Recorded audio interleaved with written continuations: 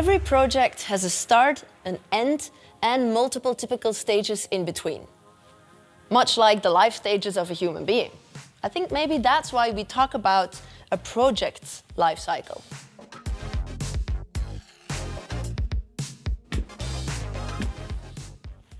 A project's life cycle has 4 stages. We start with the initiation. All projects start with an idea. Make your idea concrete and write it down. Next, planning. Outline the separate activities of your project and put them on a timeline. Third up, implementation, meaning you put your plan into action and you monitor your project's performance throughout. And to end with closure. Wrap it up and end all your activities. Let's now further discuss each stage in more depth.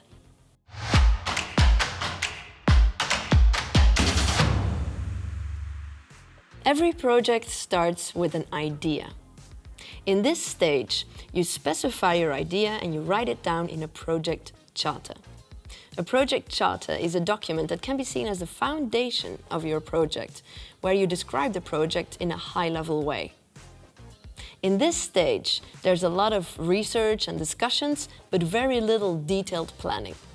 In the project charter is included purpose.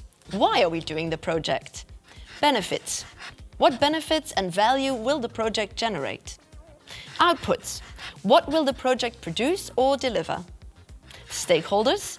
Which individuals, groups or organizations will benefit from and are affected by the project? Approach. What is the general time frame? Resources. What are the major resources in terms of people, material, funds, etc.? Once the project charter is approved, the project can officially start. Approval is often granted by the institution that requested the project.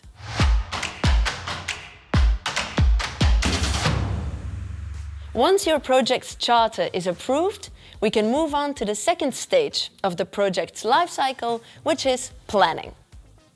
Here, you outline each activity in detail and you place them on a timeline. Create a Gantt chart to put a start and a finishing date on each activity. The difference between a project charter and a planning is that in a project charter, your timeline is rather general, and here it's more specific and more detailed.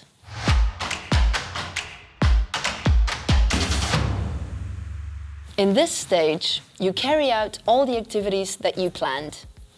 And as a project manager, your main responsibilities during the implementation stage are to monitor and track performance to ensure that you achieve your desired results, to adjust and update activities, goals, deadlines to meet changing conditions, and to communicate between your team and your project stakeholders.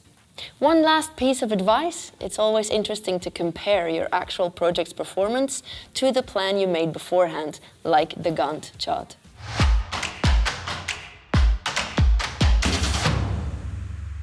A project is limited in time. And with closure, it means that all project activities come to an end. It also means that you, as a project manager, need to document the project and its output and hand over to the client, if there is one. If the project has produced something that is lasting, like software, ensure that aftercare is in place. For example, someone that picks up the phone to answer questions and solve problems. Hold a post-project evaluation with the team to check whether all the project's goals are achieved, to discuss the lessons learned to apply to the next project, and certainly to recognize and celebrate the achievements of your team. We interrupt our program to bring you this important message. Just as life itself, every project must come to an end. It's important to evaluate, but also to remember the good times we had during the project. That's why I asked every one of you to gather and celebrate my beautiful and delicious project, which now lives on in our minds and my tummy. Now let us sing. Till we found our bread and again the morning. The cycle of a project. In a perfect world, you complete one stage before you move on to the next one, and after completing a stage, you never return to it again. Well, this isn't a perfect world. And projects often require a more flexible approach. You may have to cycle back from implementation to planning to modify existing plans when a problem occurs.